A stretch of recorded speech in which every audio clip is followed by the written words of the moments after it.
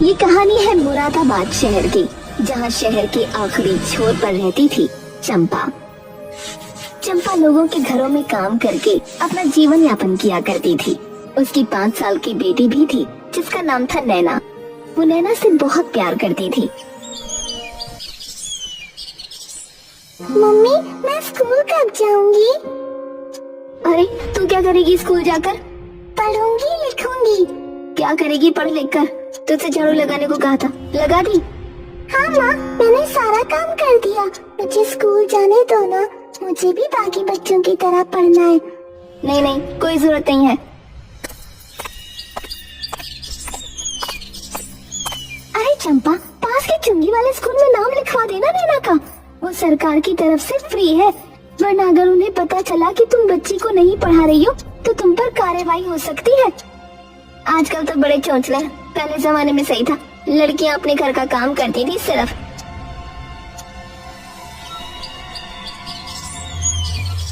मजबूरन अगले दिन जाकर चंपा ने नैना का एडमिशन करवा दिया।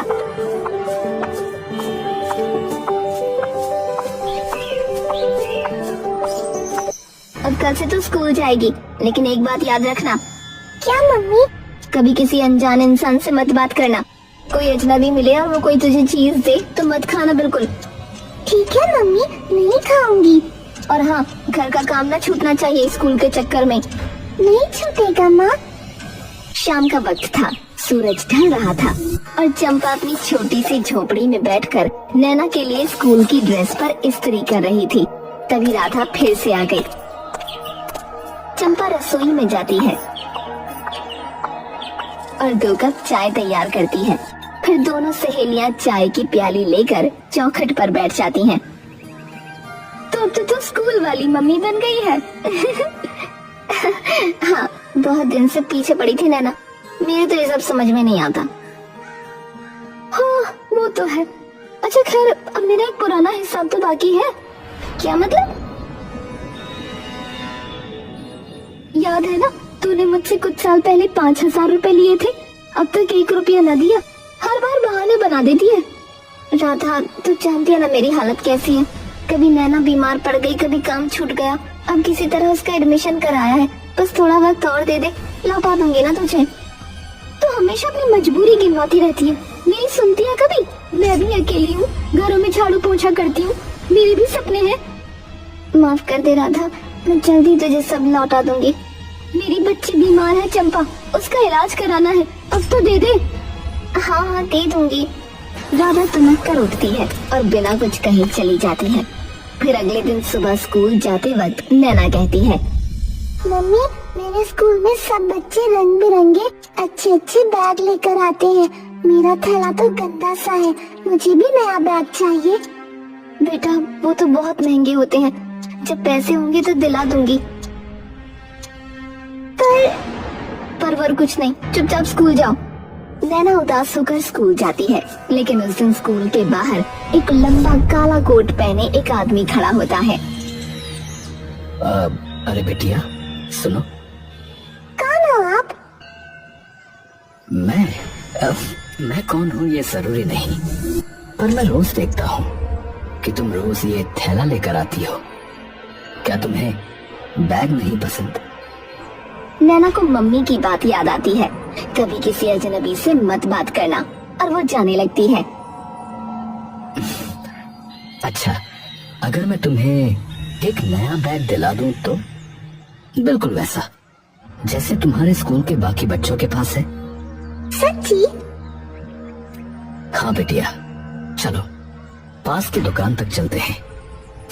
नैना उस अजनबी के साथ चल पड़ती है और जाकर बैग ले लेती है। कैसा लगा? बहुत अच्छा, अब मैं सबकी तरह बैग लेकर जाऊंगी, मजा आएगा। हाँ बच्ची, चलो अब जाओ। नैना वहाँ से स्कूल चली गई और फिर जब शाम ढली तो नैना स्कूल से लौटकर घर में दाखिल हुई। उसके हाथ में रंग बिरंगा चमचमाता नया बैग था। जैसे ही चंपा की नजर उस बैग पर पड़ी, उसकी आंखें हैरानी से फैल गईं। ये बैग नैना तुझे कहाँ से मिला? स्कूल के बाहर एक अंकल मिले थे, उन्होंने दिला दिया। क्या? एक अजनबी ने? मैंने तुझे कितनी बार समझाया किसी अजनबी से बात मत करना, और तू उससे बैग भी ले आई। मम्मी वो बहुत अच्छे थे, बोले मैं रोज पुराना थैला लाती हूँ तो बैग दे दिया। अच्छा, अब तुझे अच्छे बुरे की समझ आ गई। कौन था वो? नाम पता कुछ बताया? नहीं मम्मी, कुछ नहीं बताया, बस दिया और चले गए। चंपा का चेहरा डर और गुस्से से तमतना उठा, उसकी सांसें तेज हो गईं। सुन ले नैना, अगर वो आदमी दोबारा दिखे तो ये बैग ले जाकर वापस दे देना, और दोबारा उससे बात की तो देखना मैं क्या करूँगी। ठीक है मम्मी। अगले दिन नैना स्कूल गई, लेकिन वो अजनबी उसे नहीं मिला। लेकिन परसों स्कूल के बाद फिर वही लंबा काले कोट वाला आदमी स्कूल के बाहर खड़ा था। अरे बेटिया, बैग कैसा लगा? अच्छा लगा, पर मम्मी ने बोला है आपको वापस देना। अरे बैग बाद में ले लूंगा, पहले ये बताओ आइसक्रीम खाओगी? नैना की आंखें चमक उठी। आइसक्रीम जो उसने कभी खाई ही नहीं थी, लालच ने मासूमियत पर जीत पाली। हाँ। अजनबी उसे पास की दुकान पर ले गया, सबसे बड़ी चॉकलेट आइसक्रीम दिलाई। नैना तो जैसे किसी सपने में थी, वो खुशी से उछलती रही और बैग वापस देने की बात भूल गई। चलो अब घर जाओ, मैं फिर मिलूंगा। अच्छा अंकल, आपका नाम क्या है? तुम मुझे अजनबी अंकल कह सकती हो, ठीक है? ठीक है अजनबी अंकल, बाय बाय।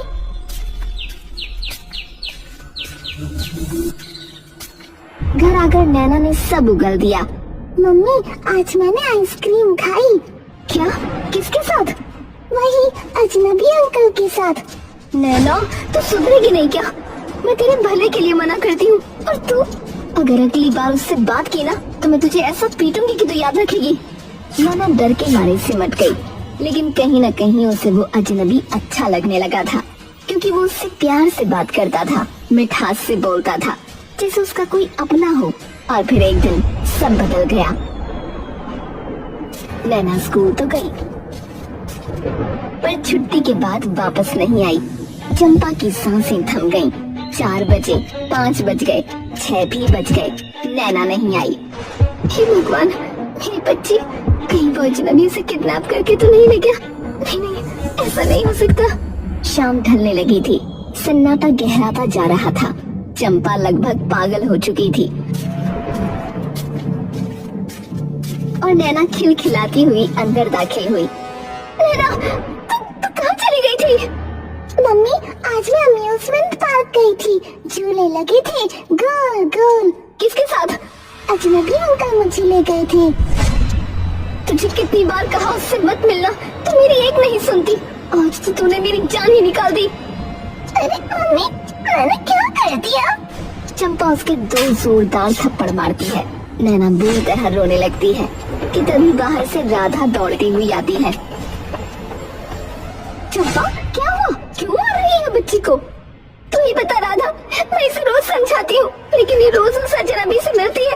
आज तो बिना बताए पार्क चली गई। अरे ओ पगली, बच्ची है, उसे क्या पता कौन है अच्छा है कौन बुरा है? तो मारने की बजाय उस आदमी का पीछा करना।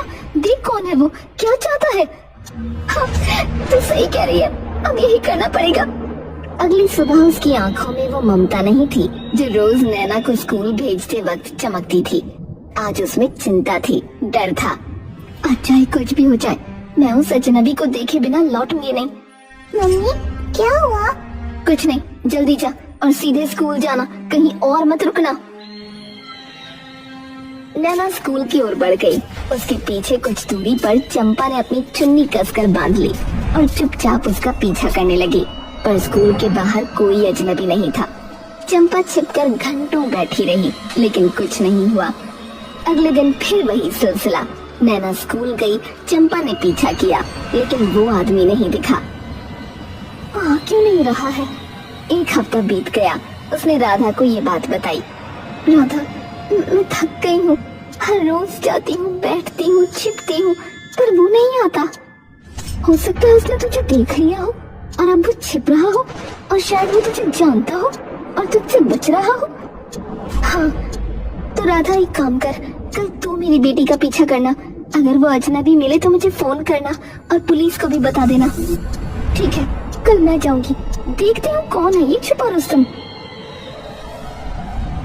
अगले दिन राधा छिपकर नैना का पीछा करती है। नैना स्कूल जाती है और छुट्टी के समय जब वो बाहर निकलती है तभी दूर से वही अजनबी आता दिखाई देता है। लंबा संजीदा चेहरा, वही काला कोट। अरे बिटिया, कैसी हो? अंकल! आज स्कूल से सीधे मेरे घर चलोगी? मम्मी मानेगी की नहीं। बस थोड़ी देर की बात है। झूले हैं, चॉकलेट है और हाँ, आइसक्रीम भी। नैना का मन पिघल गया। वो मुस्कुराते हुए उसके साथ चल दी। राधा दूर से ये सब देख रही थी। अजनबी एक आलीशान बंगले के बाहर आकर रुका। बड़ा सा गेट, संगमरमर की सीढ़ियाँ और बगीचे में खिले महंगे फूल। राधा के लिए ये सब किसी सपने के जैसा था। ये तो कोई अमीर आदमी लगता है, पर ये नैना को क्यों लेकर आया है? राधा दौड़ते हुए वापस चंपा के पास गई। चंपा, जल्दी चलो, मैं तुम्हें उस आदमी का घर दिखाती हूँ। चलो, पुलिस को भी फोन कर दिया है। दोनों भागते हुए इस बंगले के पास पहुँची। लेकिन जैसे ही चंपा ने वो घर देखा, उसके पैर जैसे जमीन में धंस गए। उसकी आंखें चौड़ी हो गईं और सांसें अटक गईं। ये तो उसी वक्त गेट खुला और वही अजनबी नैना का हाथ पकड़े हुए बाहर निकला। नैना, इधर आ। चलो चंपा, उसके पास चलते हैं, बेटी को वापस लाना है। लेकिन चंपा का पैर एक कदम भी नहीं बढ़ा।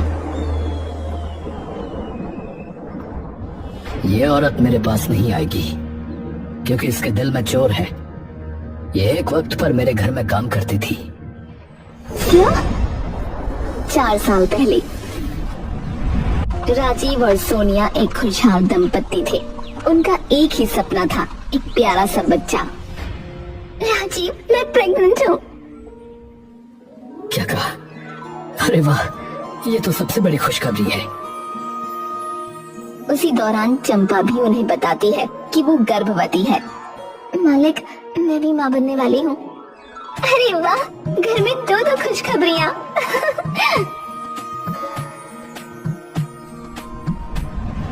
लेकिन चंपा, अब काम मत करो, तुम आराम करो, हम कोई और मेड रख लेंगे। नहीं मालिक, मैं काम छोड़ूंगी नहीं। आपकी सेवा करना मेरा फर्ज है। चंपा काम में लगी रही, लेकिन छठे महीने के दौरान एक दिन सफाई करते वक्त वो सीढ़ियों से गिर पड़ी। बचाओ! बचाओ! चंपा, क्या हो गया? उसे अस्पताल ले जाया गया।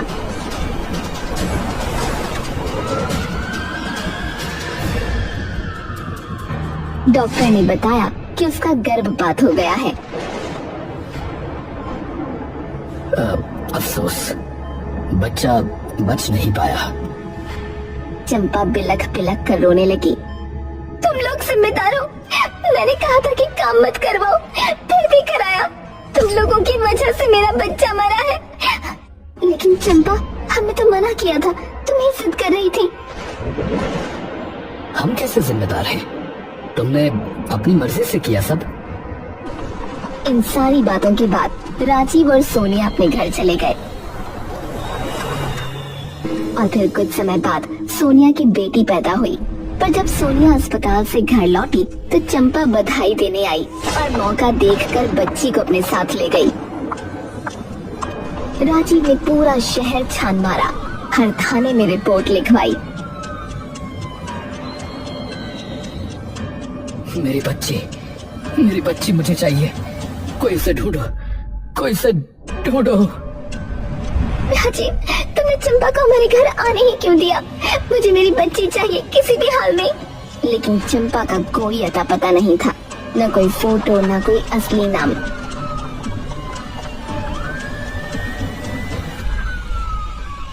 क्या हमारी बेटी कभी वापस नहीं आएगी? 4 साल गुजर गए, दर्द बढ़ता गया, उम्मीदें मरती गईं। लेकिन एक दिन किसी ने सोने के दरवाजे पर दस्तक दी। कौन है? मैं राधा हूँ, चंपा की पुरानी सहेली। मैं जानती हूँ तुम्हारी बेटी कहाँ है। क्या? तुम कैसे जानती हो? क्योंकि उसने मुझसे कभी नहीं छुपाया।